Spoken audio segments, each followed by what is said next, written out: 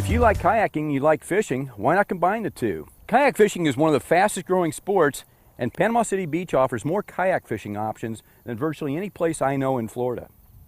Whether you like flats fishing for trout and redfish, or you want to do something a little more exotic and unique, you can launch off some just sugar white sand beaches at Panama City Beach, and within half a mile, you're out over 60 feet of water over beautiful coral heads for big grouper, red snapper, flounder, so many more species that you'll never find anywhere so easily out of a kayak. Yeah, so we've got red snapper, grouper, and redfish. And fishing shallow grass flats is basically light tackle fishing. And that means, in my case, a 7-foot lightweight graphite rod is the easiest. They're the most sensitive, they cast easier, they're comfortable to fish because they are lightweight.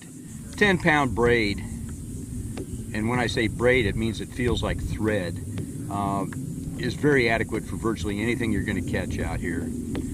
The fish out here tend not to have big nasty teeth on them, so you can easily get away with a 20-pound leader. Save you a little bit of money here. You don't need any hardware. In other words, you don't need any snaps, swivels, any of that stuff.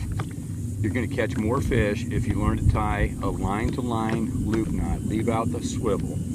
You want to tie your lures on with a loop knot. The reason for that is it gives them a lot more lifelike movement, especially on the smaller soft plastic lures. And when I say loop knot, I just mean a small loop like that that won't slide down. It's real easy to tie, and I'll show you that in a minute here. But the reason for that is when I twitch any lure, if I tie that down real tight with a hard uni knot or clinch knot, those are good knots, they won't break. But when I twitch it forward, all it does is come straight forward. Whereas if I tie it on with a loop knot, it has a lot more lateral movement. It just looks a lot more natural in the water. All you do is take your leader material and run about 2 inches through the eye of the hook. I'm sorry, pinch it off right there. Form a Mickey Mouse ear and form a second Mickey Mouse ear, just like that. Run the second one through the first one and then just pinch it off. At this point, you take that tag in, run it through that second ear, grab the end of it, fold it down, and lock it in place wherever you want that loop knot to form.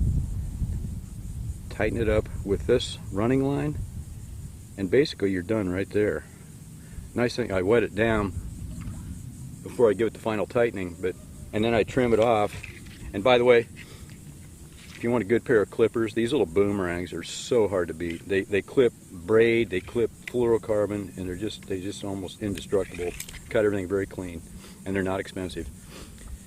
Anyway, that little knot doesn't slip. As you can see, it was real quick to tie, but that just leaves me a lot more flexibility. When I twitch any lure, it acts a lot more lifelike, and I think fish appreciate that.